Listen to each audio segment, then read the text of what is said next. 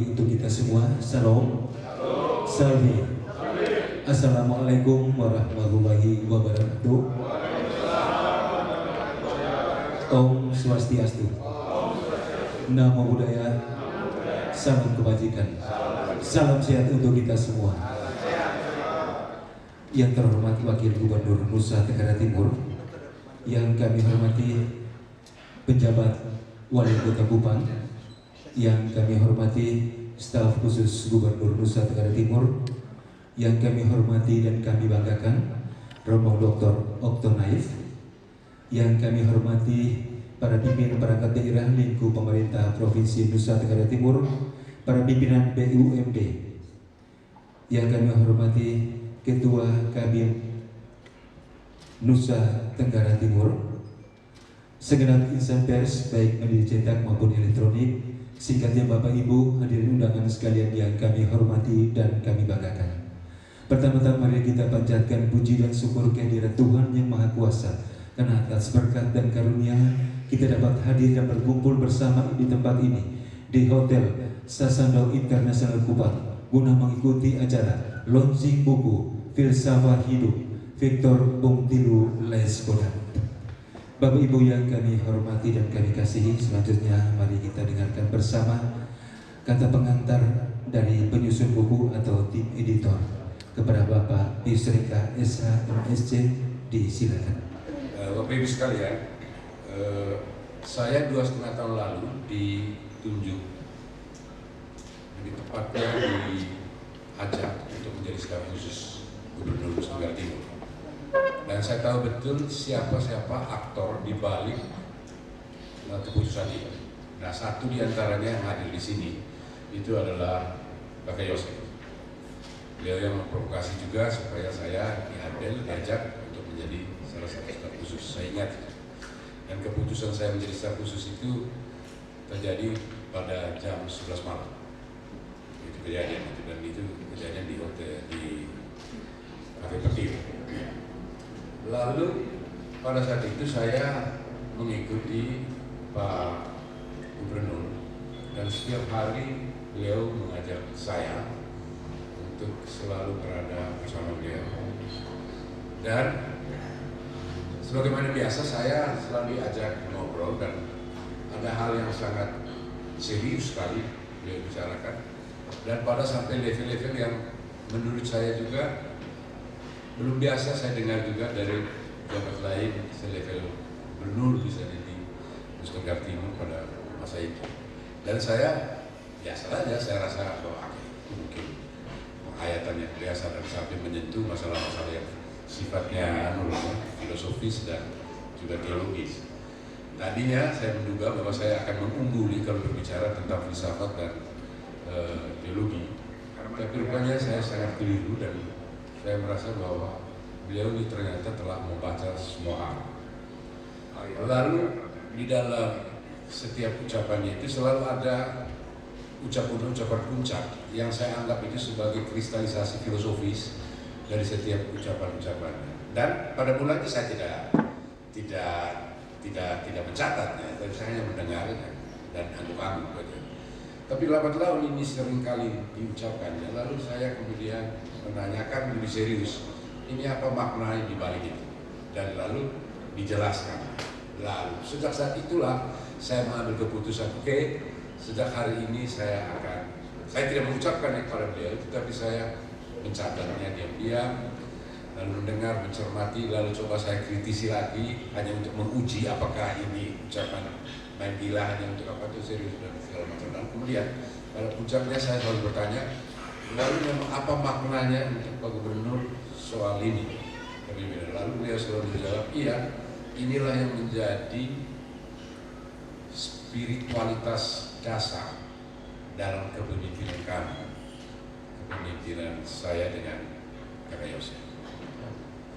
Sejak itu saya mulai mencatat, dan ketika saya mencatat, dan sungguh sangat banyak catatan saya, ada memang yang saya belum masukkan di situ karena saya melihat, saya bandingkan dengan kata-kata bijak di para ahli lain, tempat lain juga, oke, rupanya ini ada semacam kesamaan dan saya tidak masukkan.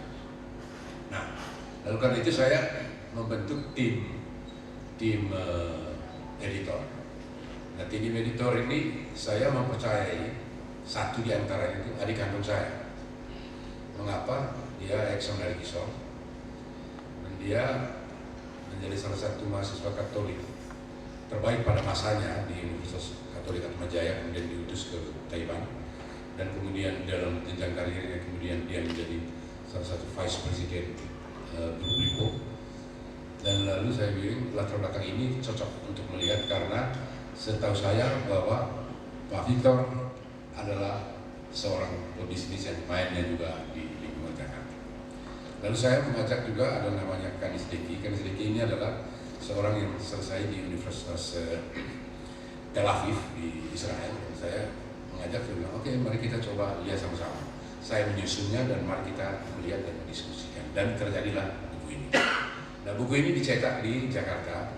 Jadi kalau Bapak Ibu merasa bahwa buku ini saya serahkan ke Bapak Ibu dengan harga yang mungkin menurut Bapak Ibu agak mahal, tapi bagi saya itu agak murah. Karena apa? Karena ini memang percetakan yang saya pilih yang terbaik.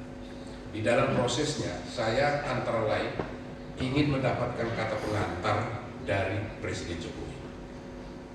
Saya ingat itu nama orang terdekat Pak Jokowi itu namanya Ibu Tia. Nah, beliau itulah yang selalu mondar-mandir untuk mendiskusikan itu, dan lalu tiap kali menghadap Presiden Jokowi pergi, dan akibatnya saya terburu oleh deadline dan saya sebetulnya untuk hari ulang tahun pada Pak. Jadi itulah sebetulnya kisah yang tentang buku ini, dan buku ini ada 10 bab dan masih banyak yang saya sedang siapkan lagi sebetulnya. Kalau saya masih diberi kesehatan yang baik, masih ada 2 buku lagi yang akan saya menulis tentang kalau ada di Amerika disebut The All President Man, saya mau menulis juga The All Governor Man. Nah, itu saya pasti akan menulis tentang siapa-siapa saja staf khusus, siapa saja kepala dinas yang sering diajak, dimarahi atau diapa, tetapi kemudian diberi kekuasaan yang cukup baik. Saya mau menulis itu, dan saya sudah hubungi editornya itu. Saya minta editornya nanti itu Pak Markus, Dr. Markus, itu untuk mengeditor itu, karena ini menyangkut nama-nama orang agar kalau saya nulis itu tidak lalu saya nanti digugat ke pengadilan menjadi pencemaran nama baik atau perbuatan yang tidak menyenangkan. Kira-kira begitulah Bapak Ibu sekalian. Tidak usah tegang sekali, saya kira ini sesuatu yang sangat berat. Dan kalau Bapak Ibu baca, salah satu kritikan dari Pak Gubernur itu sebetulnya beliau belum terlalu nyaman dengan covernya, gambar covernya. Karena menurut beliau bilang sesuai dengan ini sebetulnya. Jadi Pak Gub itu mengatakan kerayang itu taruh saya itu sepertinya saya orang elit sekali. Sebetulnya tidak, saya orang sangat sederhana. Dan karena itu tampilkanlah buku sederhana. Nah, kalau memang semua buku dilaku, ya saya cetak lagi dan saya akan mengubah cover. Begitu. Kira-kira begitu, Bapak Gub, itu saja mengantar untuk memberi konteks mengapa buku ini saya perlu munculkan dan mengapa buku ini saya pandang juga sebagai legasi catatan untuk teman-teman yang lain nanti kemudian bisa mentradisikan itu. Sebetulnya juga terinspirasi oleh pembuatan buku misalnya di Malaka. Malaka itu punya tradisi membuat buku setiap tahun, terbitkan setiap tahun. Dan saya kira itu tradisi yang baik untuk dunia literasi kita. Saya kira itu saja yang bisa saya antar, Pak Wagub. Mohon maaf atas segala macam kekurangan yang mungkin muncul setelah ini atau selama pertemuan ini. Terima kasih. Selamat siang. Undangan sekalian yang kami hormati dan kami kasihi, selanjutnya marilah kita dengarkan bersama sambutan Wakil Gubernur Nusa Tenggara Timur sekaligus launching buku Falsafah Hidup Victor Bung Tilu Leskodat, dan hormat kepada Bapak Dr. Andus Joseph Adrianus Naisur MM. Disilakan. Pertama-tama mari kita tahan hati-hatinya, menundukkan kepala kita, mengadakan hati dan tangan kita kehadiran Allah Subhanahu wa Ta'ala, Tuhan Maha Kuasa. Karena atas berkat dan ridhonya maka pagi hari ini kita dapat berkumpul di sini untuk melakukan suatu acara yang menurut kita biasa-biasa aja, tapi ini merupakan suatu nilai yang cukup tinggi menurut saya. Saya tadi berdiskusi dengan Romo Okto. Waktu dulu kita belajar filsafat pertama itu, seorang pengajar filsafat pasti akan bertanya kepada kita, bahasa Latinnya namanya cur huc summa atau cur huc sumus. Mengapa kita ada di sini? Itu pertanyaan yang sangat menarik. Karena saya lihat di sini kita bedah buku tentang falsafah, maka itu saya gunakan istilah-istilah dalam filsafat. Ya. Cur huc sumus. Mengapa kita ada di sini? Kok kita tidak ada di kamar sebelah? Mengapa kita tidak ada di kantor di sana, tapi ada di ruangan ini? Mengapa? Ruang, waktu, tempat, dan jam. Ada sesuatu yang menarik kita. Siapa yang menarik? Menarik kita adalah satu sosok orang. Satu sosok orang yang apa? Yang menarik kita secara langsung maupun tidak langsung. Kalau tidak ada sosok Victor Bungtilo Laiskodat yang ditulis di sini, saya kira tidak mungkin kita ada di sini. Mengapa kita ada di sini? Ini pertanyaan yang sangat mendalam. Baik, Bapak Ibu, saudara-saudara sekalian, tidak berkelebihan kalau kita mengenal atau menulis sesuatu tentang seseorang, apalagi berbicara mengenai falsafah. Falsafah ini bahasa Arab. Kalau bahasa Latinnya filsafat, filosofi. Jadi sama sebenarnya. Falsafah itu dari bahasa Arab.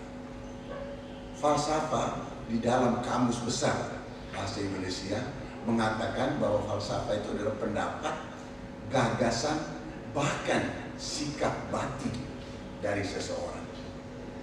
Ada kata sikap batin, Bapak Ibu, saudara-saudara sekalian. Gagasan. Kemudian Bapak Ibu, saudara-saudara sekalian, pemerintah Nusa Tenggara Timur sangat-sangat menghargai pendapat, gagasan atau sikap batin dari siapapun juga yang ada di Indonesia, di dunia, bahkan yang ada di Nusa Tenggara Timur. Tidak mengenal dia siapa, tapi kalau dia memiliki gagasan, dia memiliki pendapat, dan bahkan memiliki sikap batin, dan kemudian dimanifestasikan dalam kegiatan sehari-hari, maka wajib hukumnya kita harus mengenal atau memberikan apresiasi kepada seseorang itu. Hari ini kita melaunching sebuah buku yang namanya Falsafah Hidup Victor Bungtilo Laiskodat. Seorang sosok. Saya kira dari ruangan ini banyak yang sudah mengenal beliau. Mulai dari beliau masih kanak-kanak, SD, SMP, sampai beliau di Jakarta. Dan saya berterima kasih ke Pak Pius sudah menorehkan ini dalam sebuah buku. Karena kalau kita hanya cerita raja, tutur kata akan hilang, tetapi kalau tulisan akan terkenal. Verba volant, scriptat manet. Lego ergo scio. Saya membaca, saya tahu. Oleh sebab itu saya kira buku ini saya harus dari pemerintah memberikan apresiasi.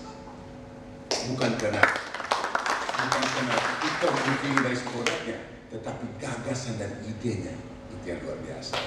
Itu luar biasa. Ya kalau Victor Bungtilo Laiskodat dia saya anggap remeh aja dia. Tapi kalau gagasan dan idenya dia sangat luar biasa. Saya boleh sombong, seolah Yosef Naisoi mau jadi wakil gubernurnya Victor Bungtilo Laiskodat. Kenapa? Dia memiliki gagasan, ide yang sangat terus terang saya boleh sombong. Dan orang menanyakan, kenapa kakak Yosef mau jadi wakil gubernur dari Victor Bungtilo Laiskodat? Mereka tidak tahu. Di balik sosok Victor Laiskodat ada gagasan, ada sikap batin, ada pendapat yang sangat luar biasa, Bapak Ibu, saudara-saudara sekalian. Saya kira Bapak Ibu hanya melihat sosok dia tuh yang marah-marah, tapi mengenal dari hari ke hari dan bertengkar sampai suara keras, saya kira hanya Yosef Daisoe dan Victor Bungtilu Laiskoda yang tahu, kami dua. Kalian tidak tahu bagaimana kehidupan kami dua di ruangan. Hampir ada sekali waktu saya punya ada staf khusus kita yang hampir ketahuan kami dua di dalam. Suara keras sama-sama, satunya begini, satunya begini. Tapi setelah itu kami menghargai satu sama lain, idenya masing-masing. Ada satu istilah pada saat itu saya bilang, ada yang ngomong tuh menu semua itu. Tapi kokinya mana? Materialnya mana? Mau dihidangkan di mana? Ide ini. Tapi dari situ kami bisa menemukan bagaimana ide kemudian diterjemahkan dalam hal-hal yang konkret, baru kemudian dimanifestasikan dalam kegiatan-kegiatan. Tapi pertama itu harus ada ide, ada gagasan. Itulah Victor Bungtilu Laiskoda. Saya sangat kenal baik beliau. Bahkan yang lebih kenal saya adalah keluarga dari istri saya. Ya. Pak Tony Jogo saya kira lebih kenal waktu beliau SMP. Lari sekolahnya, berkelahi dengan orang, pergi lari, tidur sembunyi di bawah tempat tidur, dan kemudian tempat tidur itu di atasnya istri saya pura-pura tidur supaya orang masuk di ruangan itu, di kamar itu, supaya tidak ketemu dengan namanya Victor Bungtilu Laiskoda pada saat itu. Maka dia paling tahu dengan istri saya. Dan sekali waktu saya cerita di sini, beliau berkelahi dengan tentara, pukul tentara, lari ke rumahnya Pak Tony Jogo, dan masuk di kamar. Istri saya waktu itu masih SMA, libur di sini. Istri saya bilang, masuk di kamar saya, lu tidur di bawah dengan Johnny Jogo. Kamu dua tidur di bawah, baru istri saya pura-pura tidur. Mereka mau masuk di kamar, ngapain masuk di kamar saya masih tidur. Akhirnya tentara itu pulang. Tadi mereka lari ke sini, tidak ada di sini, di kamar saya. Itulah kelakuannya dari Victor Bungtilu. Tapi luar biasa beliau. Bapak Ibu, saya kenal beliau, kenal secara dekat, itu kami di Jakarta. Beliau pernah dorong gerobak sebagai pemulung. Saya pada saat itu sudah ada kerja, dan beliau biasa main dengan saya di Mangga Besar, dia selama mahasiswa pada saat itu. Beliau pemulung, tinggalnya di Pulau Gadung. Waktu itu tempat sampahnya di Pulau Gadung, yang sekarang jadi mall terindah. Itu rumah kecil. Berarti seseorang itu dia punya sikap batin yang bisa ditangkap dari aura seseorang. Dan saya kenal dekat dengan beliau, lebih dekat lagi dengan beliau pada saat beliau mau berantem dengan Anton Lesiani. Anton Lesiani saya tidak kenal Bapak Ibu waktu itu. Dia bahannya bahan hitam, karate, hebat, mau berkelahi. Anton Lesiani itu ngepet juga dengan Victor Bungtilu Laiskoda. Undanglah saya dari lantai 10, saya masih dengan Bang Akbar, turun ke bawah. Saya lihat tegang mereka dua ini. Saya lihat, saya bilang ini Victor dulu yang pemulung tuh. Terus dia pura-pura tidak kenal saya. Ya, saya ngapain saya mau kenal dia? Dia bilang ini orang tidak laku. Tapi begitu dia sebut ini si Anton Lesiani, kakak ini Victor calon gubernur kemarin kalah 1 suara. Oh, saya bilang, ada hebat kau ya. Terus dia bilang, kakak kenapa lupa saya? Saya ini Victor nih, dulu yang saya suka ke Mangga Besar. Terus saya baru peluk dia waktu itu. Tapi setelah itu mereka dua bertengkar dengan Anton Lesiani gara-gara nomor urut pada saat itu. Dan pada saat itu Victor ini dikira saya ini membela Anton Lesiani. Beliau ambil botol bir, taruh di depan itu. Dia sudah dalam hati waktu itu dia bilang, berani ini hitam keriting satu ini pegang saya pecah ini botol baru saya tusuk. Begitu saya lihat suasananya tidak enak, saya bilang, ayo udah saya mau berangkat, saya mau jalan. Anton Lesiani, kakak tunggu kita makan dulu. Enggak. Saya naik ke atas ke lantai berapa pada saat itu dengan Bang Akbar. Saya lepas mereka dua.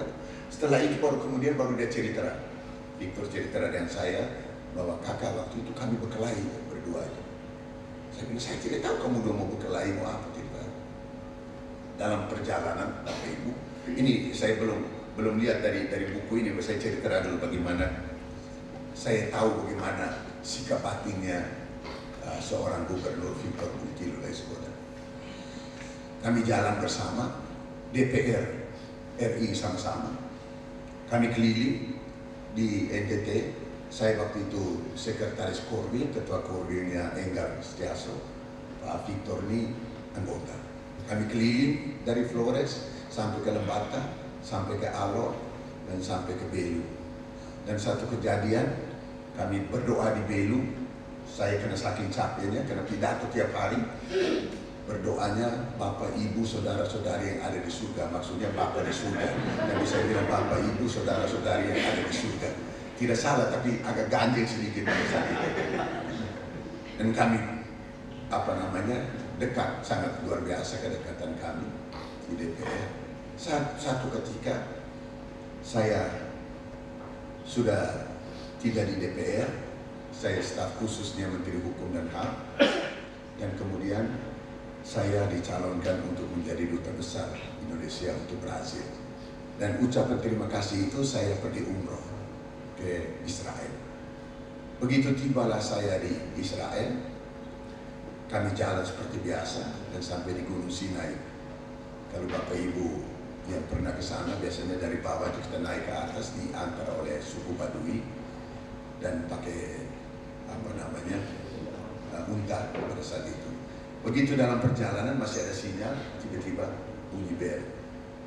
Victor bel ke saya, kakak, mari kita pulang ke Kupang ini. Saya bilang, tunggu, saya lagi umroh nih di sini. Nanti kita pulang libur. Tidak, bukan pulang libur nih. Kita mau pulang, ada sesuatu di sini. Saya bilang, tunggu, saya lagi ini. Begitu kami turun, besoknya dia telepon lagi. Saya kira bercanda. Saya bilang, tunggu, nanti saya pulang baru kita pergi libur ke NTT. 2 hari kemudian saya di Sungai Nil, lagi di Sungai Nil. Dia bilang lagi, kakak kita mau pulang ke NTT, pimpin NTT, karena Bekela Kalena dan Pak Jeki Uli sudah pecah kongsi. Jadi maka ini Pak SP dan Setia Novanto memutuskan, kenapa Victor kamu calon orang lain, sudah kamu dua dan Yosef aja pulang ke NTT. Terus saya yang spontan, saya bilang, ada siapa yang gubernur, siapa yang wagub. Dia juga tidak mau kalah, dengan kakak sudah ada kesepakatan. Gubernur dari Nasdem, Golkar wakil, jadi kakak jadi wakil. Saya gubernur, saya tidak mau saya menjadi wakil, kau dan tidak mau. Jadi untuk orangnya tidak ada, kalau ada orang di sini pasti saya ngomong. Terus kan, tidak kakak, tidak ada wakil. Terus, ya kakak gubernur 1, saya gubernur 1, kakak gubernur 2. Itu Victor Leskoda, tipu saya.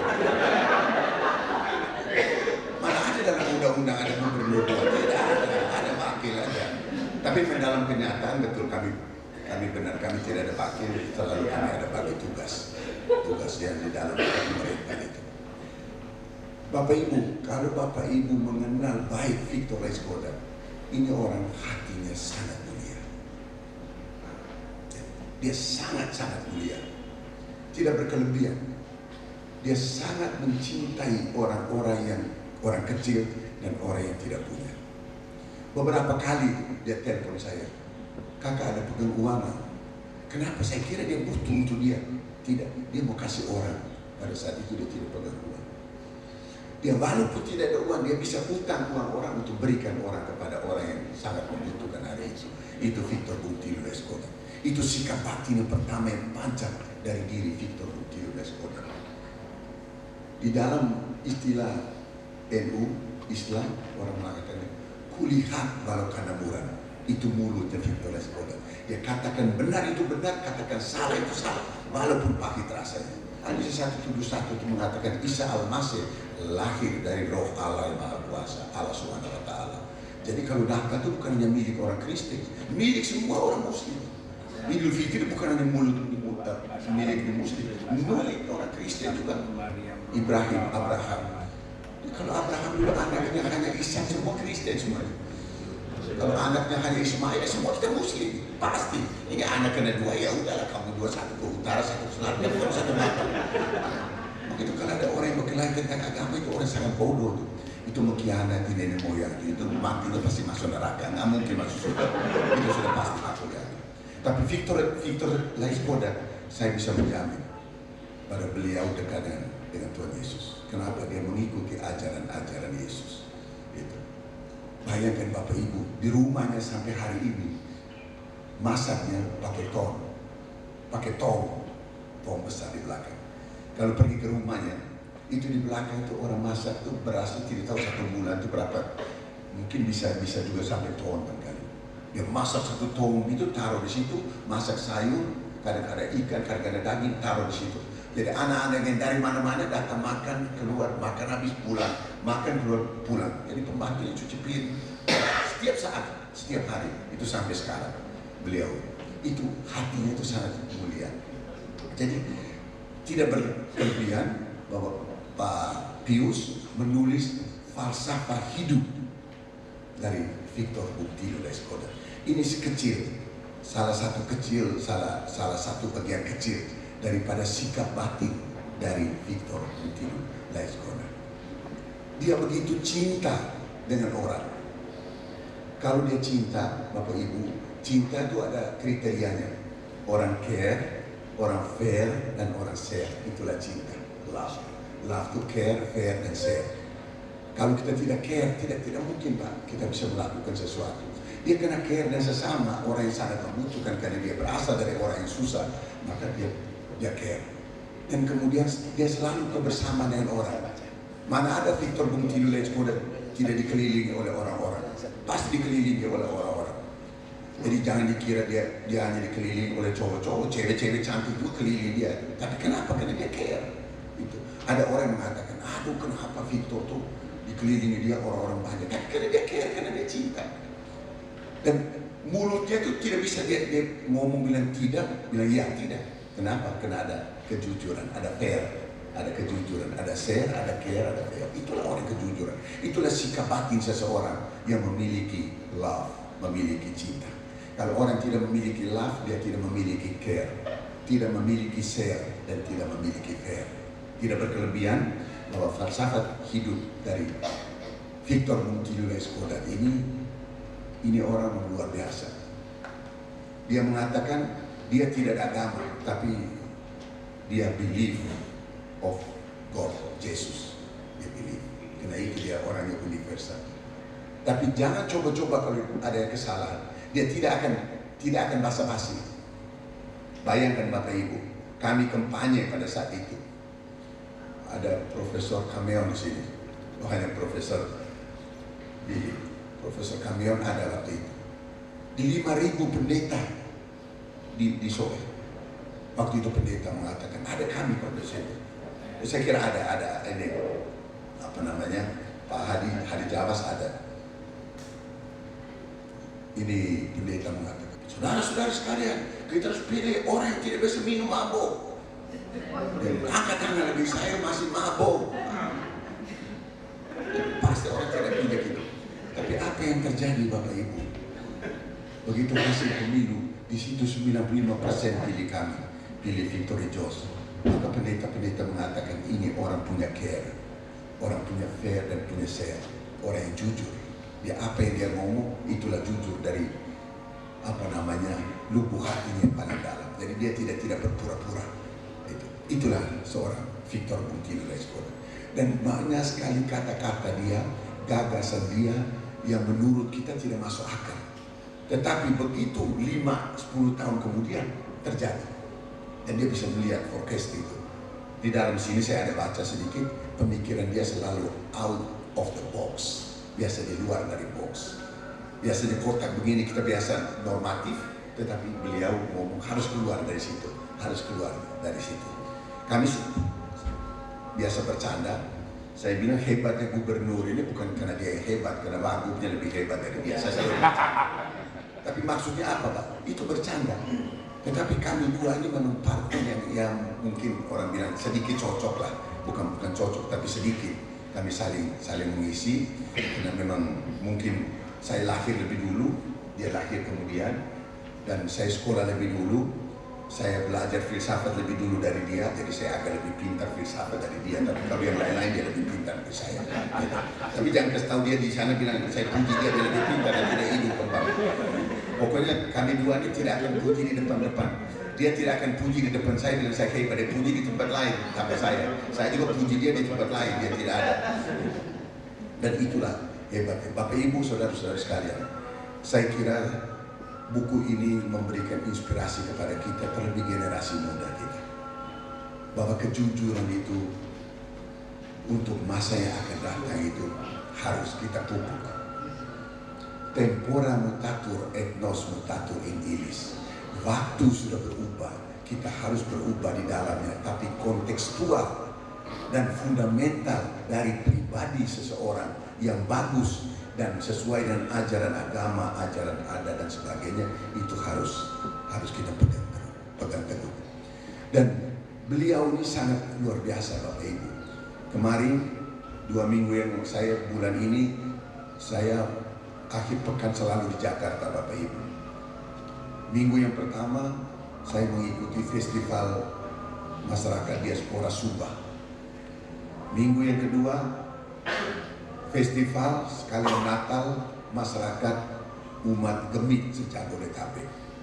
Kemarin festival Reba dari masyarakat Ngada. Saya mengatakan, saya bilang, semua festival ini ada hubungan dengan 4A, saya mengatakan. Kenapa? Dimulai dengan liturgi. Untuk apa? Kita memuji kebesaran dari Allah Subhanahu wa Ta'ala, Tuhan yang Maha Kuasa. Yang kedua, kita bersyukur kepada alam. Yang kedua, alam. Alam Nusa Tenggara Timur sangat luar biasa. Yang keempat adalah arwah. Yang ketiga adalah arwah, leluhur kita. Kita menghormati leluhur kita yang sudah memberikan kita adat, kebiasaan, ekspresi budaya dan sebagainya. Dan yang keempat adalah adat. Adat kita kejujuran. Adat kita adalah terus terang. Adat kita kerja keras. Dan sosok yang memberikan inspirasi kepada kita untuk kerja keras, jujur adalah Victor Umtilu Laiskodat. Saya selalu mengatakan, saya punya moto, fortiter in re, suaviter in mondo. Tegas pada masalahnya, ramah pada caranya. Tapi beliau ini fortiter in re, fortiter in mondo. Dia tegas pada masalahnya juga, dia tegas juga pada penyelesaian. Tidak ada urusan dia tidak pernah ramah kalau dalam hal-hal yang prinsip. Dia kalau sudah selesai, baru dia ramah, baru dia ketawa. Asal sudah selesai. Kalau pekerjaannya belum tuntas, dia tidak akan tidak tegas. Pasti selalu tegas. Itulah Bapak Ibu, ini buku bukan hanya sekedar buku, tetapi ini buku adalah pemancaran, saya meminjam istilah dari dia, mewujudkan imajinasi dari sikap batin seseorang namanya Victor Umtilu Laiskodat. Jadi imajinasi, kita membaca ini, terus kemudian kita mengimajinasi bagaimana sikap dia, terus kemudian kita mengambil hal-hal yang positif, kemudian kita bisa bersama-sama melakukan kolaborasi, melakukan kerjasama untuk Nusa terindah toleransinya atau Nusa Tenggara Timur yang kita cintai. Saya kira itu aja Bapak Ibu, saudara-saudara sekalian. Saya tidak tahu ini apakah saya diminta untuk menunjukkan ya, atau nanti sebentar. Iya, langsung aja. Baik, dengan seizin penyusun yang menyusun Pak Yus dan seizin Bapak Ibu, terlebih seizin Tuhan yang Maha Kuasa, maka buku Falsafah Hidup Victor Umtilu Laiskodat, yang walaupun fotonya di sini senyumnya nggak terlalu lebar, jadi di sini memang dia senyumnya sedikit-sedikit begitu, tapi hatinya bergembira. Dia selalu bene adere et laetari, dia selalu berbuat baik sambil bergembira dalam hati, tapi di mukanya dia tidak akan tunjukkan bahwa dia berbuat baik. Dengan ini saya nyatakan saya meluncurkan buku ini. Ya, dan terima kasih kepada Allah Ila Mamitori. Wassalamualaikum warahmatullahi wabarakatuh. Salam, salve, om santi santi santi, namo buddhaya, salam kebajikan, salam sehat. Dari Gubernur Nusa Tenggara Timur yang telah menyampaikan sambutan sekaligus berlaunching buku falsafah hidup Victor Bongtilo Laiskodat pada hari ini. Baik hadirin undangan yang berbahagia, selanjutnya kita simak bersama apa komentar isi buku tentang falsafah hidup Victor Bongtilo Laiskodat oleh Romo Dr. Oktonaif PR. Kepada Romo kami silakan. Pertama-tama saya memasukkan diri ke dalam semua salam yang telah disampaikan oleh Bapak Wakil Gubernur. Yang kedua, saya mohon izin untuk tidak menyapa satu-satu. Izinkan saya menyapa hadirin yang mulia dan terhormat. Yang ketiga, profisiat tolong disampaikan kepada Bapak Gubernur melalui Bapak Wakil Gubernur untuk pikiran-pikiran bernas yang sudah bisa menjadi garam dan terang untuk masyarakat NTT bahkan Indonesia secara keseluruhan. Yang kedua, profisiat juga untuk penyusun editor Bapak Pius. Memang beliau ini pandai untuk merangkai kata-kata, dan profisiat sudah membuat sesuatu yang mulia untuk NTT. Ya. Yang ketiga, tulisan ini saya mesti bilang isinya sangat kaya. Walaupun kalimat-kalimatnya singkat, tetapi di dalam yang singkat itu ada semua samudra kekayaan. Ada sebuah kekayaan ilmiah, ada sebuah kekayaan ilmiah, ada sebuah kekayaan moral, ada sebuah kekayaan spiritual, dan ada sebuah kekayaan kultural yang luar biasa. Jadi kita berterima kasih kepada beliau yang telah menolong kita untuk berubah. If you don't change, you will be die. Jika Anda tidak berubah, maka Anda akan mati. Ya, ini menolong kita untuk berubah. Yang keempat, terima kasih untuk kepercayaan. Dengan rendah hati saya mau mengatakan begini Bapak Pius.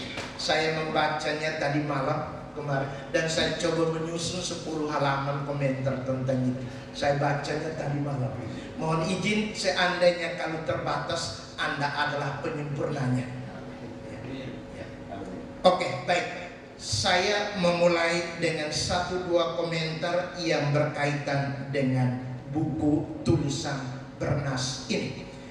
Saya bagi dalam 2 bagian, bahkan 2 bagian besar. Yang pertama, komentar tentang keseluruhan isi buku. Yang kedua, komentar tentang beberapa bagian dari buku. Dan yang ketiga itu ada penutup. Ya, saya mulai dari yang pertama, keseluruhan buku. Saya ajak Pak dan Ibu hadirin yang di sini ada di sini untuk pegang buku ini. Nanti saya akan sebut dan Pak dan Ibu silahkan melihatnya. Ya, tadi Bapak Wakil mulai dengan cur hic sumus. Mengapa kita ada di sini? Saya menjawab ergo sum cogito. Saya ada di sini untuk berpikir. Dan yang kedua, cogito ergo sum. Saya berpikir maka saya ada. Ini bahasa aneh-aneh. Tapi baiklah, mari kita menjelajahi isi buku. Yang pertama, buku ini menyinggung 3 kualitas manusia. Mohon izin, ini bukan bahasa biasa, bukan bahasa kita. Ya. Buku ini menyinggung 3 kualitas manusia. 3 kualitas manusia itu yang pertama, namanya epitomia. Sebentar saya jelaskan, ada semua di dalam. Yang kedua itu bernama tamos, dan yang ketiga itu namanya logistikon.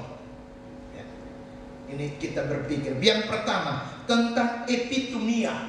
Epitomia itu berrelasi dengan kenikmatan-kenikmatan yang bisa merusak. Lihat halaman 15 ayat 35. Manusia sering mengejar hal-hal nikmat tanpa batas, bahkan sampai merusak dirinya sendiri. Lalu beliau menulis di dalam halaman 35, kenikmatan karena kebodohan itu adalah kefatalan yang tidak dapat dimengerti. Kenikmatan apa yang sering dikejar oleh manusia sampai merusak dirinya sendiri? Satu, kekuasaan, mohon izin. Itu kejar sampai baku raut, baku hantam, dan diri bisa rusak. Kenikmatan yang kedua yang sering dikejar tanpa batas, itu adalah harta yang bukan miliknya dijadikan miliknya dan tidak dibagi. Maka beliau mengatakan, mengingatkan, kenikmatan karena kebodohan itu adalah kefatalan yang tidak bisa dimengerti. Kenikmatan ketiga itu adalah seks. Orang lain punya, bilang dia punya, lalu rampas lagi orang lain punya. Itulah selingkuh tipis-tipis. Dan kejar ini terus menerus. Itu namanya kenikmatan karena kebodohan yang melahirkan kefatalan luar biasa. Itu berkaitan dengan epitomia. Yang kedua, buku ini juga berkaitan yang kedua dengan apa yang disebut dengan tumos. Tumos itu dekat-dekat dengan tumor. Tumos itu apa? Tumos itu berkaitan dengan harga diri yang tinggi, berkaitan dengan integritas. Silahkan lihat halaman 26. Integritas. Nah, beliau mengatakan harga diri saya adalah integritas. Tumos itu merangsang jiwa berani dan jiwa berontak ketika lihat sesuatu yang mengecewakan. Kalau ada sesuatu yang mengecewakan, langsung kebas. Dan tadi Bapak Wakil Gubernur mengatakan tidak akan tutup-tutup. Silahkan lihat halaman 50-55. Kalau keyakinan seorang pemerintah itu dikecewakan, dia tidak segan-segan untuk marah. Ada di halaman 50-50. Berani untuk marah. Itu tumos. Yang ketiga berkaitan dengan logistikon. Logistikon ini telah dibicarakan oleh Bapak Wakil Gubernur. Itu disebut dengan bagian jiwa yang paling mulia. Bagian jiwa yang paling mulia, bagian jiwa yang paling baik. Itu berkaitan dengan apa yang disebut dengan keutamaan. Seluruh buku ini adalah logistikon. Logistikon itu ada kaitannya dengan apa? Keutamaan. Keutamaan itu apa? Sofia, kebijaksanaan. Ini buku ini. Keutamaan, kebijaksanaan. Sofia. Dan kawan dekat Sofia itu namanya Agatha. Agatha itu keindahan. Maka pada halaman kedua, bab yang kedua tentang kepemimpinan itu bicara tentang keindahan kota. Agatha. Kawan ketiga dari Agatha, Sofia, kawan dekat Sofia, Agatha, kawannya yang berikut itu namanya Aletheia. Itu artinya kebenaran. Ya, ada di dalam seluruh buku ini berkisah tentang tiga. Satu, itu yang pertama berkaitan dengan epitomia, itu hawa nafsu yang mencelakakan. Beliau mengingatkan itu, mengingatkan saya dan mengingatkan kita semua. Yang kedua berkaitan dengan keberanian untuk menentang apa yang tidak cocok dengan kepentingan umum. Labrak di depan, tidak peduli, sesudah itu baru tertawa. Yang ketiga berkaitan dengan logistikon, itu adalah keutamaan. Dan keutamaan ini berkaitan dengan tiga yang menyebar di dalam seluruh buku ini, yakni apa yang disebut dengan bonum, kebaikan; dua, verum, kebenaran; tiga, pulcrum, keindahan atau keharmonisan. Keharmonisan ini berkaitan dengan relasi agama. Maka beliau mengatakan, saya tidak peduli agama apa, yang penting saya melayani Anda. Ada di dalam buku ini juga. Nah, ini tentang tiga. Nah, sedikit tentang bonum, apa artinya? Bapak Wakil Gubernur sudah cerita panjang lebar. Kalau ada orang susah, beliau tidak segan-segan untuk meminjam uang buat menolong. Maka ia sebenarnya tergerak hatinya oleh belas kasihan. Bonum. Maka yang baik itu dipromosi sebesar-besarnya, yang jahat ditantang sampai habis. Itu bunuh. Maka teman-teman, kawan-kawan yang duduk berpikir di sini, kita semua ada di sini, harus menegaskan pada kita, pada diri kita dengan belajar dari teks ini, kita harus menegaskan bahwa yang baik itu milik kita, yang jahat mari kita tolak bersama. Itu bunuh. Yang kedua, itu berkaitan dengan vero, itu kebenaran. Apa itu benar? Silahkan tanya beliau di sini, Bapak Wakil. Benar itu artinya apa? Saya buat contoh sederhana saja. Kalau pikir A, omong A, bikin A, itu namanya benar atau adekuatio, keseimbangan. Kalau terjadi begini Bapak dan Ibu, saudara-saudara, kalau saya pikir A, omong B, bikin C, hasilnya no. Pikir A, omong B, bikin C, hasilnya no. Kelainan. Nah, awas. Kelainan itulah masalah besar, baik dalam keluarga, dalam instansi, dalam apa saja. Ya. Baik, itu berkaitan dengan yang pertama, isi buku yang pertama. Buku yang kedua, buku ini sebenarnya, melalui buku ini beliau menunjukkan diri sebagai seorang pemikir sekaligus pendobrak pikiran. Kalau saya baca ini mendobrak pikiran-pikiran klasik yang sebenarnya tidak cocok lagi. Misalnya, kami dari dulu begini sungguh. Beliau coba untuk, atau orang bilang begini, NTT memang dari dulu Nusa tinggal tertindas. Beliau mengatakan di dalamnya ini, Anda begitu tega untuk tidak mempromosikan keindahan NTT. Padahal tugas Anda adalah mempromosikan, mengiklankan NTT. Dan kita punya kelemahan di sini di dalam buku ini adalah tidak mampu membuat reklame, tidak mampu membuat iklan dulu. Itu beliau menunjukkan bahwa dia seorang pemikir, dan beliau mewujudkan diri sebagai seorang pemikir karena dikatakan begini, manusia dari naturanya adalah seorang pemikir. Ia adalah sebutir debu, tetapi dia adalah sebutir debu yang berpikir. Itu hebatnya kita, sebutir debu tetapi debu yang berpikir. Nah, itu kita ini. Maka tugasnya, kalau saya baca buku ini, memang beliau juga saya yakin baca dari buku lain juga, dan dia dengar dari pikiran lain juga, tapi dia merumuskan sebagai ide sendiri. Maka itu saya katakan apa? Beliau sedang melakukan apa yang disebut dengan thinking on thinking, berpikir tentang berpikir. Jadi dia tidak hanya berpikir, tapi dia memikirkan tentang pikiran yang sudah ada di mana-mana, dan dia merumuskan itu sebagai sebuah pikiran baru. Itu namanya thinking on thinking. Maka berpikir itu adalah berpikir. Berpikir adalah berpikir. Jangan pikiran. Kita kebanyakan orang NTT itu pikiran. Sedikit, aduh saya ini pikiran. Tapi tidak thinking on thinking, tidak berpikir tentang berpikir. Maka beliau sebenarnya mengajak kita mendengar sesuatu, mari kita berpikir. Melihat sesuatu, mari kita berpikir. Merasakan sesuatu, mari kita berpikir. Maka itu namanya thinking on thinking. Beliau mengajak para pejabat di sini untuk thinking on thinking. Ya, nanti sesudah buku ini sudah di launching, sesudah ini Bapak Pius tolong sampaikan ke beliau, silakan tugaskan siapa yang mengelaborasi lebih lanjut buku ini bagian demi bagian, mengelaborasinya, dan elaborasinya ini selanjutnya dimasukkan ke dalam program kalau boleh.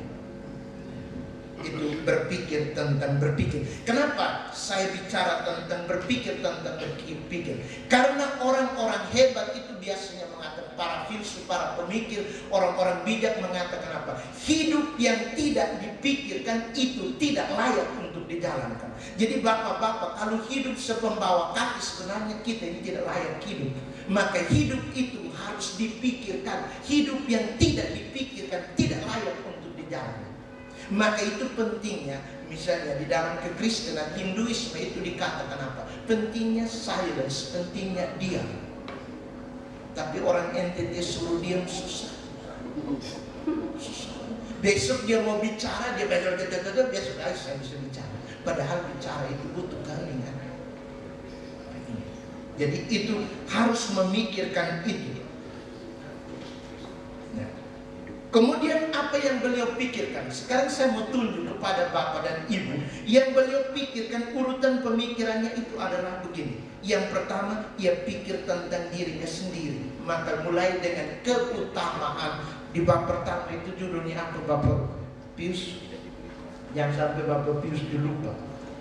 Nah, di bab pertama itu ada, dan judulnya adalah keutamaan etika dan keutamaan hidup. Ia berpikir mulai dari dirinya sendiri.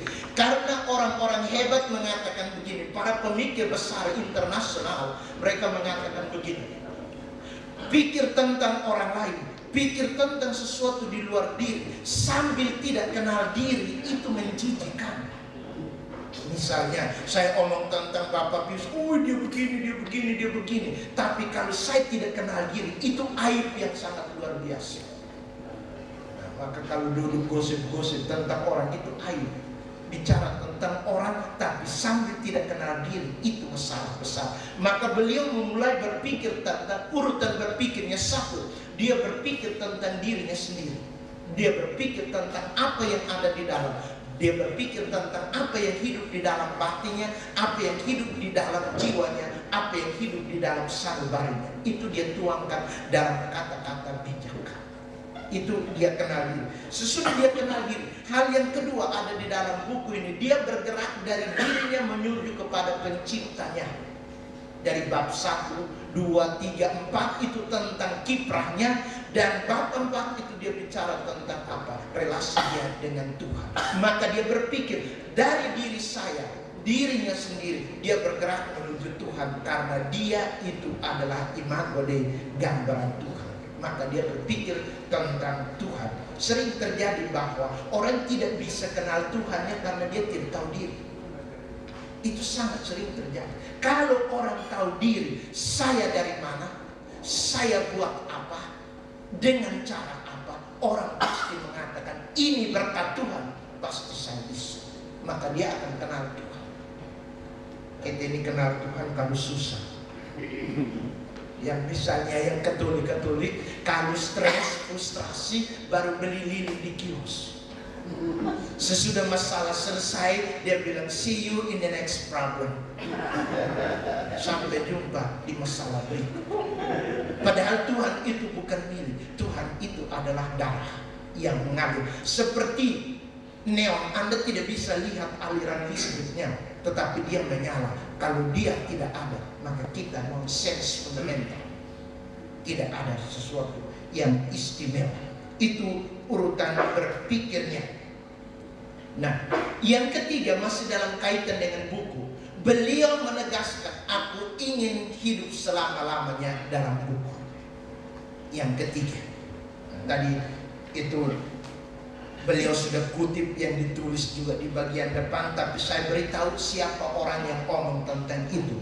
Di hadapan Senat Romawi, Kaisar Titus berkata, verba volant scripta manem. Ini pidato dari Kaisar Titus. Dia berkata, verba volant scripta manem. Yang terucap akan segera berlalu, yang tinggal hanyalah tulisan. Maka kalau bapak-bapak, ibu-ibu mau dikenang sampai selama-lamanya, tulis. Biar cukup di halaman pertama I love you, dan tutup dengan I love you, dan di tengahnya I love you. Karena apa? Di awal pasti I love you, di tengah I love you itu pergulatan hidup bersama, dan ditutup dengan I love you. Walaupun buruk, pasti orang mengatakan dia baik sekali. Maka Pak dan Ibu lihat pidato kematian mana yang menyinggung tentang keburukan orang. Oh, semua bagus, sangat bagus. Maka tulis. Ya. Jadi beliau menyatakan diri untuk hidup selama-lamanya di dalam buku. Maka saya mau katakan begini, satu hal Bapak Ibu untuk para penulis, termasuk saya biasa menulis buku, saya mengatakan begini, yang terucap, yang saya mengatakan apa yang terekam juga akan menjadi abadi.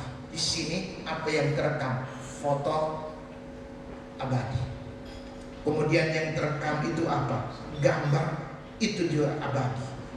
Mungkin ada videonya juga, tapi tidak dimasukkan di sini. Itu abadi. Maka orang hebat mengatakan apa? No documents, no documents, no history. Tanpa dokumen tidak akan ada sejarah. Beliau ingin hidup lebih lama dalam buku. Kehormatan manusia adalah pengetahuannya. Orang bijak bestari, mereka tidak pikir tentang berapa lama mau hidup. Orang-orang pintar, orang-orang cerdas, mereka tidak berpikir tentang umur berapa. Mereka tidak pikir tentang itu. Yang mereka pikirkan itu adalah apakah ide saya hidup untuk selama-lamanya di hati orang, di pikiran orang. Makanya kadang-kadang misalnya kita orang-orang hebat sudah mati ribuan tahun, tapi kita masih kutip idenya sampai sekarang. Kita masih hidup, omong habis baku tanya, tadi dia omong apa? Sudah tahu. Maka tulislah Bapak Ibu. Maka saudara-saudara, membaca sebuah buku berkualitas layaknya, tadi saya dengar dari beliau yang duduk di depan ini, membaca sebuah buku berkualitas layaknya sebuah percakapan yang hidup dengan sang pemikir. Membaca sebuah buku layaknya sebuah percakapan hidup dengan sang pemikir. Entah pemikir itu kemarin, entah pemikir itu hari ini, entah pemikiran itu hari esok. Maka membaca buku itu adalah berdialog dengan seorang hebat, baik hari kemarin, hari ini, dan hari esok. Maka baca buku, mau dialog dengan orang hebat, silahkan baca buku. Jika budaya kamu tidak menyukai orang-orang kutu buku, maka kamu berada di zaman yang salah. Jadi kalau tidak suka membaca, kita ada di era sesat. Kita kadang-kadang, saya punya mahasiswa di Unika, saya bilang, kamu kalau baca buku hanya pada saat kuliah, habis kuliah tutup buku, maka Anda ada di era yang sesat. Ada sebuah kesesatan besar. Ya. Yang berikut, aku rela, ini kata-kata Muhammad Hatta yang saya kutip, saya senang dengan ini. Aku rela dipenjarakan asal aku dipenjarakan bersama dengan buku, karena bersama buku aku merasakan kemerdekaan. Ini luar biasa. Bapak minta izin, Bapak Wakil Gubernur, ini bukan komando, minta tolong setiap pegawai tolong baca buku, satu buku setiap hari yang ada kaitannya dengan tugas. Ya. Dan suatu hari ada satu kata lagi, ini orang hebat. Dia mengatakan, suatu hari lagi aku akan membaca sebuah buku dan seluruh kehidupanku itu pun berubah karena membaca buku. Kawan-kawan, kalau baca ini baik-baik dan beberapa buku motivasi, pasti akan ada perubahan. Karena apa? Orang mengatakan apa? Knowledge is power. Ilmu adalah kekuasaan. Maka siapa menguasai ilmu, dia akan menguasai orang. Mohon izin saudara, bapak, ibu yang saya hormati, walaupun saya ini rakyat jelata, tapi kalau saya kuasai ilmu, Bapak Wakil Gubernur juga dengar saya. Ini pejabat-pejabat di sini juga dengar saya, karena ilmu saya kuasai dan saya bisa menguasai Anda melalui ilmu. Maka siapapun menguasai ilmu, dia akan menguasai orang. Knowledge is power. Maka menurut saya, Bapak, Ibu, saudara-saudara, Bapak Victor tidak menguasai Anda secara formal, tapi Bapak Victor menguasai Anda melalui ide. Knowledge is power. Knowledge is power. Itu luar biasa. Dan satu hal yang menarik menurut saya, hemat saya, sebelum kata-kata ini tertulis di atas kertas, Bapak Pius, ia sudah lebih dahulu tertulis di dalam hati sanubari. Tadi beliau sudah bilang, ini saya tulis di sini, Bapak. Ini dipertanggungjawabkan. Sebelum kata-kata ini menjadi buku dan disimpan di meja atau rak buku, kata-kata ini sudah ada di dalam lutut, dalam diam, dan dalam hening. Karena dia juga, saya tahu, orang yang berdoa pasti berdoa. Maka Bapak Ibu sebelum menulis sebuah buku, Anda harus berlutut.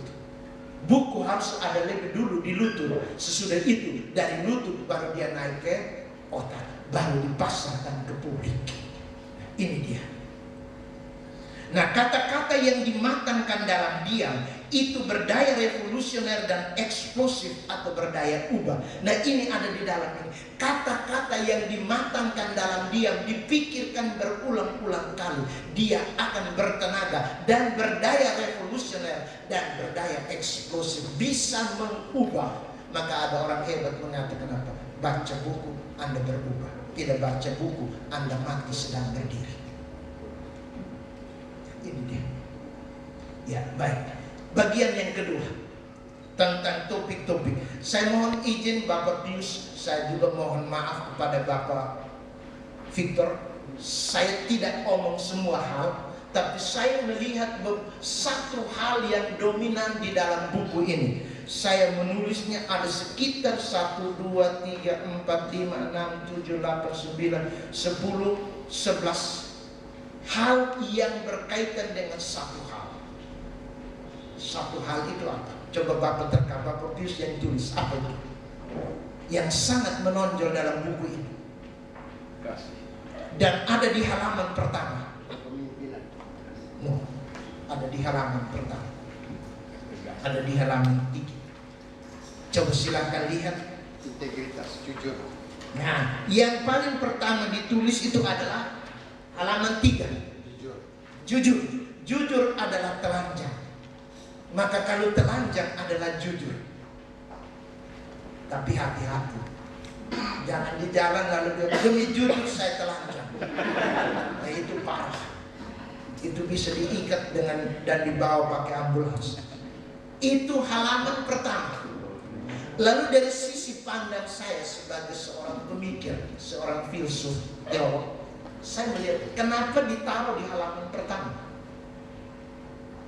Mungkin Pak dan Ibu tidak melihat urutan itu penting, tapi menurut saya urutan berpikir itu penting. Kenapa ditaruh di pertama? Topik yang sangat luar biasa itu ditempatkannya kejujuran pada halaman pertama, halaman awal, dan diulang berkali-kali untuk menunjukkan bahwa nomor satu, kejujuran adalah pintu pertama dan pintu utama menuju keharmonisan. Silahkan contoh, maaf ini contoh. Silahkan seorang suami jujur terhadap istri, harmoni tidak? Harmoni. Jujur. Harmoni. Ketidakjujuran itu yang menyebabkan kecelakaan. Karena apa? Di halaman berikut beliau menulis, kemunafikan itu, orang munafik itu orang paling sial. Lawan dari kejujuran itu salah satunya adalah munafik. Munafik dalam bahasa Ibrani itu artinya muka terbelah dua, lain di muka, lain di belakang. Orang paling sial. Dan orang itu harus mencari kebohongan ulang-ulang. Misalnya, saya bohong pertama, harus cari bohong kedua untuk tutup bohong pertama. Tutup bohong kedua dan pertama dengan bohong ketiga, maka beranak pinanglah kebohongan. Dan di era hoax ini, kebohongan beranak pinang. Dari mana orang belajar tentang hoax? Ada bapak kebohongan internasional namanya Joseph Goebbels. Itu filsuf propagandis terkenal di era Nazi. Dia mengatakan apa? Kebohongan, jika bohong satu kali dianggap bohong, tapi bohong 2 kali, 3 kali, lama-lama orang pikir benar, padahal itu bohong. Dan Indonesia ini sangat kuat. Maka beliau omong tentang ini sebagai sebuah perlawanan tentang mentalitas publik yang penuh dengan hoax. Maka kemunafikan itu adalah kesialan luar biasa. Maka mari kita masuk ke dalam. Kalau munafik, maka kita orang sial luar biasa. Itu kejujuran, pintu pertama. Yang kedua, kejujuran adalah bab pertama dalam kitab kebijaksanaan. Beliau juga tulis di dalam buku ini.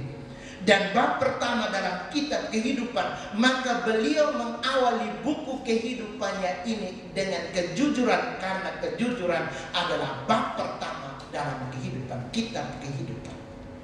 Maka ini artinya resiko, minta maaf, saya tidak bermaksud intervensi, ini resiko untuk para pejabat. Seandainya ini benar-benar dihayati, beliau wujudkan, maka bisa terjadi pemecatan yang luar biasa terhadap yang tidak jujur. Terhadap yang tidak jujur. Ini kejujuran adalah bab pertama kita. Langkah pertama adalah kejujuran. Ini saya kutip dari presiden yang terkenal. Itu namanya Winston Churchill. Dia mengatakan begini, kejujuran adalah langkah pertama, dan langkah berikutnya adalah kemuliaan kepribadian. Jadi orang jujur dimuliakan, sedangkan yang bohong, tipu, munafik itu menjadi bahan ceritaan orang. Ini, maka beliau menempatkan itu kejujuran. Kejujuran itu lebih dari tidak berbohong. Kawan-kawan, kejujuran itu lebih dari tidak berbohong. Itu adalah mengatakan kebenaran, melakukan kebenaran, berbicara kebenaran, hidup dalam kebenaran, dan mencintai kebenaran. Itu lebih dari sekedar berbohong. Lebih dari itu. Nah, kejujuran yang keempat, kejujuran itu adalah perhiasan jiwa yang bercahaya melampaui berlian, tidak akan terjual. Nah, maka orang jujur di kitab suci, orang ini Alkitab dikatakan, kalau boleh Bapak dan Ibu membuat riwayat hidup sampai dengan terakhir mengatakan begini, di makam ini dibaringkan orang jujur. Kalau saya bisa menganjurkan, di pembaringan ini, di pusara ini dibaringkan orang jujur. Dan itu akan dikenang untuk selama-lamanya. Saya komentar ini, menurut saya ini poin vokal dari buku ini. Poin vokal dari buku ini untuk semua. Saya katakan, satu untuk semua dan semua untuk satu. Kejujuran. Nah, efeknya, konsekuensinya apa? Maka konsekuensinya ada dua hal yang saya lihat, yakni ada apa yang disebut etika keutamaan dan etika kewajiban. Etika keutamaan itu berkaitan dengan apa? Etika keutamaan itu fokus pada saya mesti menjadi pribadi seperti apa. Ada di dalam seluruh buku ini. Sesudah saya mesti menjadi seperti apa dalam kepemimpinan, dalam kantor, dalam keluarga, saya mesti seperti apa. Hal kedua, saya mesti buat apa. Ini, jadi itu namanya etika kewajiban. Yang tadi Bapak Wakil mengatakan care, fair, and share. Care, fair, and share. Ya, ini. Buatlah sesuatu yang mulia. Nah, yang berikut poin vokal yang kedua itu berkaitan dengan kepemimpinan. Ini bapak-bapak, ibu-ibu yang di sini, ini semua orang pemimpin. Tapi saya membaca buku ini sebagai berikut tentang kepemimpinan. Leadership is climbing. Kepemimpinan itu adalah panjang, menaik, ya, mendaki. Nah, mari kita lihat pendakiannya seperti apa. Leadership is climbing. Asal kawan-kawan jangan ubah leadership menjadi dealership. Leadership is climbing. Apa artinya? Satu, mari kita mulai. Semua yang duduk di sini, mari saya bahasakan ini sebagai sebuah kekayaan ilmu, kekayaan ilmiah. Yang pertama, kita mulai dari posisi. Dalam dunia kepemimpinan, level terendah dari kepemimpinan itu adalah posisi. Contoh, minta maaf Bapak Wakil, contoh, saya diberi sebagai kepala dinas, itu bukan karena pertama-tama bisa jadi, bukan karena disposisi, melainkan posisi. Posisi itu artinya apa? SK formal saya jadi kepala dinas. Tetapi ingat, dalam kepemimpinan Anda tidak diberi keutamaan, tidak ada SK keutamaan, tetapi hanya SK formal. Ini posisi paling rendah dalam kepemimpinan. Maka memimpin sebagai kepala di bidang ini, di kepala di bidang ini, pertama-tama itu SK formal, posisi. Maka kalau orang ikut Pak, orang ikut Ibu, itu pertama-tama karena keharusan. Kalau tidak ikut, lu mau pecat atau saudara. Itu keharusan. Itu estaforma. Yang kedua, level kedua dari kepemimpinan yang saya baca dari tulisan ini adalah permisi. Apa artinya permisi? Permisi itu artinya begini. Permisi, izin. Saya bisa mengizinkan orang memimpin saya, atau saya bisa ikut orang yang pimpin saya. Itu karena apa? Karena kemauan kehendak saya pribadi, karena kami dua ada relasi pribadi. Silahkan Pak, izinkan saya. Kita dua kan sudah saling kenal. Mohon maaf Bapak Wakil, kalian Bapak Wakil dan Bapak Victor sudah saling kenal sejak lama. Maka Bapak Wakil mengizinkan dirinya dipimpin tanda kutip oleh Bapak Victor.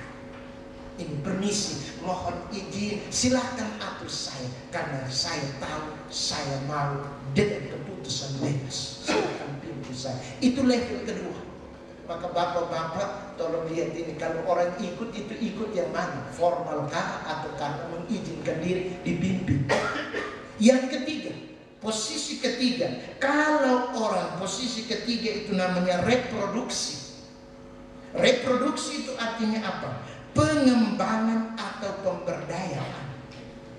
Jadi seseorang mengikuti kita sebagai pimpinan karena kita mengembangkan dia dan memberdayakan dia.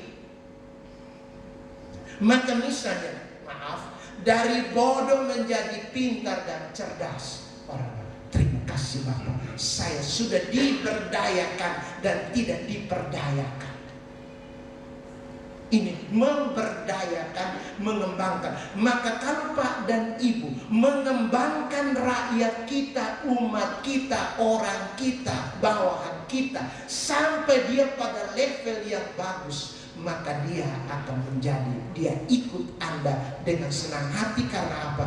Dia telah berubah. Itu level pengembangan, reproduksi. Yang keempat, ini yang luar biasa, kedirian. Itu respect, kedirian. Bapak dan Ibu silahkan cari di sini, apakah ada 4 tipe ini bisa Anda temukan. Kedirian itu artinya apa? Bawahan mengikuti pemimpinnya karena siapa orangnya. Kepribadian yang mengagumkan, dia muncul tanpa kata saja orang semua. Luar biasa. Begitu dia buka mulut orang, begitu dia tutup mulut orang, itu mengagumkan. Pemimpin yang macam ini dia tidak cari lagi, karena seluruh hidupnya itu adalah luar biasa. Maka ibu bapak saudara-saudara, pemimpin jenis keempat ini adalah dia yang menciptakan pemimpin-pemimpin baru. Maka ketika dia memimpin, dia tidak memikirkan tentang kekekalannya, tetapi dia memikirkan regenerasi. Maka dia menciptakan kepala dinas baru yang layak, yang siap, yang hebat untuk kepemimpinan masa depan. Ini dia. Nah sekarang maaf, silahkan baca buku ini, temukan beliau ada di mana. Saya tidak ingin membuat penghakiman dan penghukuman tentang ini. Dan Bapak dan Ibu, tanpa bermaksud apa-apa, mari kita menilai diri kita masing-masing ada di level manakah kita berada. Buku ini sebagai sebuah tantangan revolusioner untuk Bapak dan Ibu. Kita ada di level mana? Maka saya menyimpulkan bagian tentang kepemimpinan ini dengan istilah ini. Leadership is not position but disposition. Itu artinya apa? Kepemimpinan itu bukan posisi, tetapi disposisi. Dan disposisi ini dalam ilmu filsafat itu disebut keutamaan. Maka orang memilih saya bukan karena posisi, tapi orang memilih saya karena saya memiliki keutamaan. Mari kita hapus pola pikir yang dikatakan begini, dia pimpin pasti ada balas jasa dan balas dendam. Mari kita hapus ini. Yang dipilih itu memiliki disposisi, keutamaan, atau disebut arete, atau disebut virtu. virtu dalam banyak terjemahan literatur sapesial itu dikaitkan dengan kesalehan. Tapi kesalehan di sini bukan soal doa. Kesalehan bukan masuk gereja, masuk masjid, tapi kesalehan ini artinya apa? Yang dikatakan di atas saya lakukan, dan saya lakukan yang di bawah ini sesuai dengan yang dikatakan di atas. Maka di akhir buku beliau mengatakan apa? Saya orang Kristen, maka saya melanjutkan apa yang Kristus katakan. Nah, maka bapak-bapak yang duduk di sini ini adalah perpanjangan tangan dari di atas. Maka di atas itu hanya punya satu. Dalam bahasa Ibrani itu disebut Shalom, Shalom. Hanya akan ada tantangan, dikatakan Shalom, Shalom, Wa'en Shalom. Itu artinya berteriak bilang damai sejahtera, tapi tidak ada sejahtera apa-apa. Itu kritikan untuk kita. Nah ini, kalau demikian idenya, beliau punya ide bagus ini, bagus sekali. Menjadi pejabat itu bukan suatu kehormatan, melainkan sebuah panggilan untuk memuliakan kehidupan. Maka ada sebuah buku yang bagus itu tentang atribut dan jabatan. Tapi saya tidak mau omong di sini. Lain kali nanti bapak-bapak tersinggung, usir saya dari sini. Atribut dan jabatan. Nah, menjadi pejabat itu bukan suatu kehormatan, melainkan sebuah panggilan untuk memuliakan kehidupan. Nah, karena itu menjadi pemimpin berarti memikul penderitaan rakyat agar rakyat jadi mulia. Bukan gubernur yang mulia, bukan pejabat yang mulia. Wow, ini luar biasa. Bapak-bapak, ibu-ibu tolong supaya saya punya otak penuh, perut penuh, dan dompet penuh. Karena yang paling dibenci orang sama sekarang ini adalah apa? Otak kosong, omong kosong, perut kosong, dompet kosong. Maka Bapak Ibu saudara-saudari yang ada di bagian jabatan kepemimpinan, mari tolonglah rakyatmu, tolonglah saya, supaya otak saya penuh, perut saya penuh, dompet saya penuh. Jangan bapak-bapak yang penuh sendiri kan. Ini maaf, ini sambungan lain dari buku ini. Jadi nanti saya titip salam untuk Bapak Gubernur, tolong penuhkan kami, muliakanlah kami. Kalau demikian idenya Bapak Gubernur, maka leadership is a service of passion, and leadership has to be a likeness of values. Apa artinya? Kepemimpinan adalah kesempatan untuk melayani sebesar-besarnya, penuh dengan pengorbanan. Tadi saya dengar itu penuh dengan pengorbanan. Tidak ada uang pinjam orang punya. Saya bayangkan seorang gubernur pinjam uang ini untuk saya, sebuah keanehan luar biasa, tapi nyata. Aneh tapi nyata. Maka nanti bapak-bapak lewat saya tahan, pinjam dulu. Ya. Jadi pemimpin terbaik adalah pelayan terbaik yang rela mengorbankan apa saja yang terbaik dari dirinya demi yang terbaik bagi orang banyak. Ini yang saya baca dari kepemimpinan beliau. Yang terakhir, masih ada cukup tapi saya bawa kepada yang terakhir. Beliau menulis, saya yang di belakang-belakang Bapak saya tidak sempat lagi, nanti ada orang yang berdalam lagi. Ya, saya ambil bagian yang terakhir. Saya agama Kristen. Ini Bapak Anwar di sini agama Islam. Ada yang Hindu, ada Buddha. Ya baik. Saya kebetulan saya sendiri yang mengajarkan itu, filsafat Hindu, Buddha, Islam, Konfusianisme. Jadi tentang yang ini saya agak sedikit tahu baik tentang ini. Maka mari kita dengarkan cukup tentang Kristen. Ini karena beliau orang Kristen. Ada dua hal yang penting dalam kekristenan, baik untuk pemimpin maupun untuk yang dipimpin. Kata pertama, mari ikutlah aku. Sama. Berarti ikut siapa? Ikut Yesus. Nah, ikut Yesus apa artinya? Ikut pikirannya, ikut perasaannya, dan ikut tingkah lakunya. Maka semua pemimpin Kristiani, mari ikut aku. Artinya mari ikut pikiran aku. Akulah kebenaran. Selesai. Di luar dari itu, Yesus melawan Anda. Yesus melawan saya. Yang kedua, itu mari ikutlah aku. Mari ikutlah perasaan saya. Di teks kitab suci disinggung sangat banyak, tergerak hatinya oleh belas kasih. Tadi Bapak Gubernur mewujudkan itu. Lihat orang yang tidak punya apa-apa, langsung tergerak hatinya oleh belas kasih. Maka bapak-bapak pejabat yang ada di sini, maaf, ini sisipan aja kan. Jangan di atas mobil, taruh roti sebanyak mungkin. Begitu ketemu di lampu merah ada anak-anak yang jual-jual. Nah, sini, ini roti.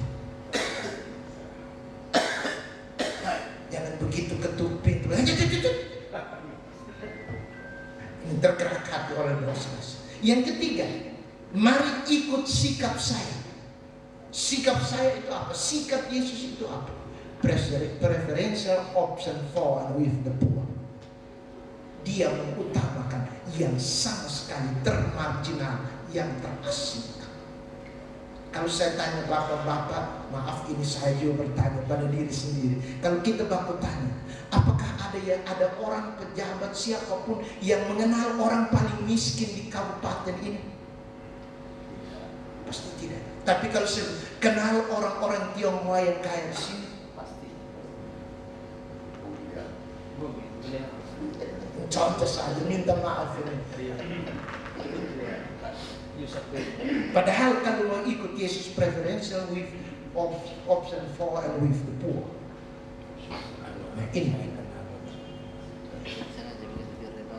Yang kedua, itu tadi mari ikutlah. Yang kedua, pergilah dan beritakanlah kabar gembira.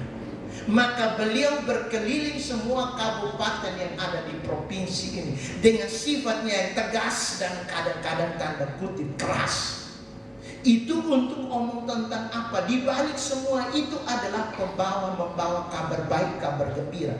Kabar baik, kabar gembira itu apa? Supaya kalau lu malas kerja, saya tolong engkau supaya perut penuh. Itu kabar gembira. Bahkan dulu ada satu gubernur yang kasih makan orang dengan tanah. Bupati. Ya. Nah kalau itu keras, tetapi menolong dia untuk berubah, berkeliling untuk berbuat baik. Maka bapak-bapak saya anjurkan kalau mau ikut buku ini, turun ke kampung-kampung, ke desa-desa. Jangan minta kita apa-apa, kita bawa apa-apa untuk mereka. Kita bawa apa-apa untuk mereka. Bahkan kalau boleh, kita yang menari menyambut mereka, bukan mereka yang menari menyambut kita. Kalau boleh, ikut buku ini. Berat kok? Berat. Berat. Ini dia. Yang terakhir. Sebagai penutup. Di dalam buku ini saya coba untuk menulis sebagai pesan terakhir. Satu, silakan Pak dan Ibu yang berkapasitas dan berkemampuan untuk menulis, silakan mengelaborasi bab demi bab menjadi buku baru. Bab demi bab menjadi buku baru. Bab 1 menjadi buku 1 lagi. Bab 2 menjadi buku 2 lagi sampai dengan 10, akhirnya menghasilkan 10 buku baru. Silakan bagi mereka yang berkemampuan untuk menulis, silakan elaborasi. Saya tutup. Saya memakai metode kokok ayam untuk mengajak Bapak Ibu untuk menjadi pemimpin. Satu ko yang pertama itu adalah menjadi pemimpin butuh kompetensi. Ko yang pertama, kompetensi. Ko yang kedua, kosiensa, kesadaran. Bapak Victor menunjukkan kompetensi. Buku ini adalah sebuah bukti nyata kompetensi. Artinya membaca, menulis. Jika Anda ingin menjadi penulis, Anda harus menjadi pembaca. If you want to be a writer, you must be a reader. Jika Anda ingin menjadi penulis, silakan menjadi pembaca. Ini dia, kompetensi. Yang kedua, kosiensa. Ini beliau menunjukkan kesadaran tentang siapa dirinya. Apa adanya. Senang, senang, tidak senang, tidak senang. Dan yang kedua, kesadaran tentang apa yang dia harus buat di NTT. Itu kesadaran. Ko yang kedua. Ko yang ketiga itu adalah kontrol. Beliau itu melihat dan memandang apa yang tidak pas, apa yang tidak tepat, langsung ditempel. Kontrol itu artinya apa? Supaya apapun yang dipikirkan, apapun yang dirancang itu harus terlaksana. Kontrol program, ikuti program, evaluasi program, itu kontrol. Ko yang kelima, ko yang keempat itu adalah cooperation. Maka beliau menulis di dalam buku ini collaboration, cooperation. Beliau menulis di dalam buku ini, NTT tidak butuh Superman, NTT butuh super team. Yang penting itu bukan super me, bukan ego, bukan saya, tetapi super team. Super me, bukan super me, tapi super team. Saya yakin Pak dan Ibu beserta Bapak Victor sudah bekerja keras. Sudah bekerja keras. Hard work, smart work. Tapi jangan lupa yang ketiga itu adalah networking system. Jika Anda kerja keras, jika Anda kerja elegan, kerja cerdas, tapi there is no connection, relation, maka mati langkah. Maka beliau tentang kolaborasi itu penting. Kolaborasi itu apa? Bergandengan tangan untuk menantang satu hal dan memajukan satu hal. Yang terakhir, kalau koko itu bisa terjadi, saya yakin ada sesuatu yang orang datang bilang, yes, compliment, mantap. Terima kasih.